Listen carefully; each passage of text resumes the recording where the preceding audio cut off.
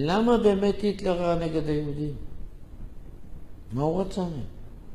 מה הפריעו לו? אבל הדברים כתובים כאן במיין קאמפף. זה הספר יצא רק לאחרונה, התירו לתרגם מיין קאמפף בעברית, זה אסור כל השנים. אבל יש תרגום קודם יותר שיד ושם תרגם קטעים, להם היה מותר.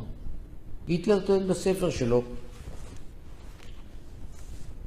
שהיהודים הם קומוניסטים. הם עשו את המהפכה ברוסיה. הם הרגו שם 30 מיליון רוסים, את כל האינטליגנציה, בצורה אכזרית ונוראה. ואת זה הם רוצים לעשות לכל העולם.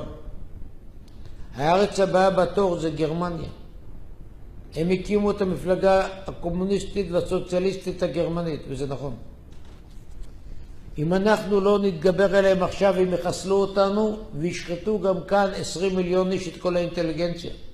וככה הם הלכו מארץ לארץ.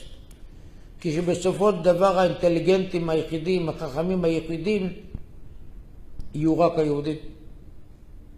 והוא צודק. את המהפכה ברוסיה עשו היהודים. את הצבא הרוסי בנה טרוצקי. הוא הקים את היפססקה הבריה, המחלקה היהודית של המפלגה הקומוניסטית. בתמונה של פוליט ביורו הראשון, זה כמו הממשלה ברוסיה, מתוך 13 חברים, 6 יהודים. מי הקים את הקג"ב? לפני כן קראו לו NKVD. יהודים. אם כן הדברים טובים מפורש. הוא לא שנא את היהודים בגלל שיש להם פאות.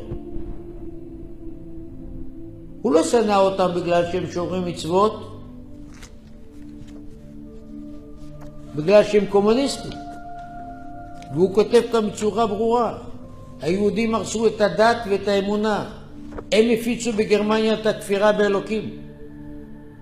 את זה הוא כותב כאן. אתם מבינים עכשיו למה הם לומדים את זה בית ספר? כי מי כותב את תוכניות הלימודים? אותם שמאלנים. הרסו את כל הערכים. הרעילו את כל הספרות והתיאטרון. מתוך 9 עיתונים גדולים בגרמניה, 7 של יהודים.